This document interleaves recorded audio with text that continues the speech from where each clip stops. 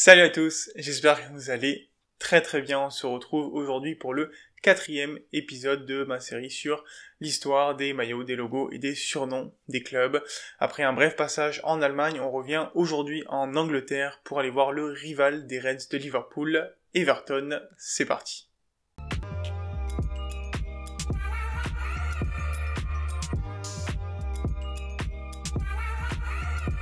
Alors, on revient dans le passé, en 1878 exactement, dans le club de cricket du district d'Everton. Comme le cricket ne se jouait qu'en été, il a été décidé de créer un club de football, le St Domingos Football Club, pour jouer en hiver et du coup en été également.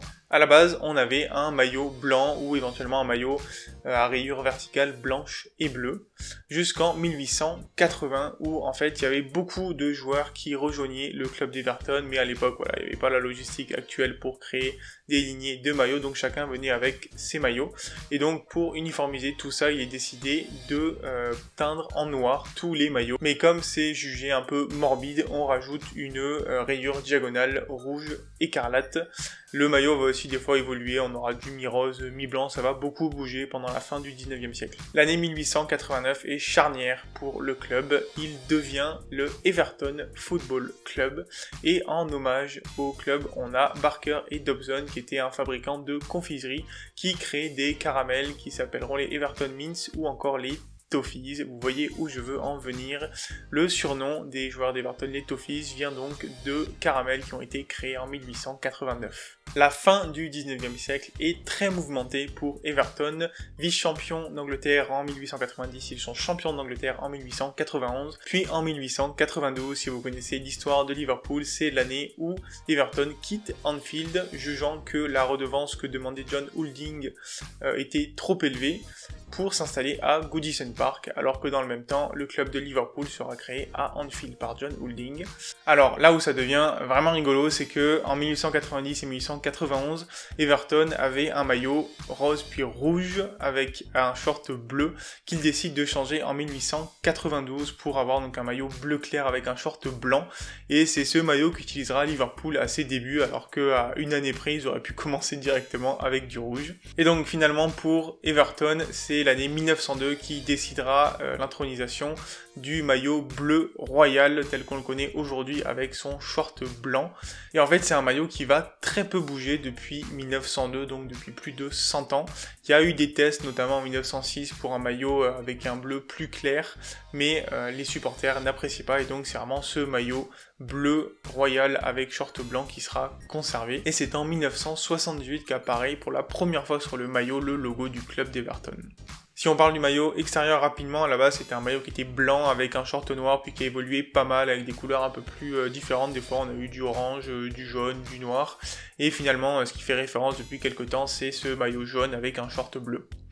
Au niveau des équipementiers et des sponsors, l'équipementier qui a eu le plus souvent Everton, c'est Umbro, comme Liverpool ou Arsenal. Umbro équipé pas mal de clubs. On a eu de temps en temps le Coq Sportif et Nike qui ont fait des maillots, mais en ce moment, depuis 2020, c'est l'entreprise Hummel qui s'occupe des maillots d'Everton. Au niveau des sponsors, l'un des plus connus, c'était la bière Chang de 2004 à 2017, et maintenant depuis 2020, c'est Cazoo qui sponsorise le club.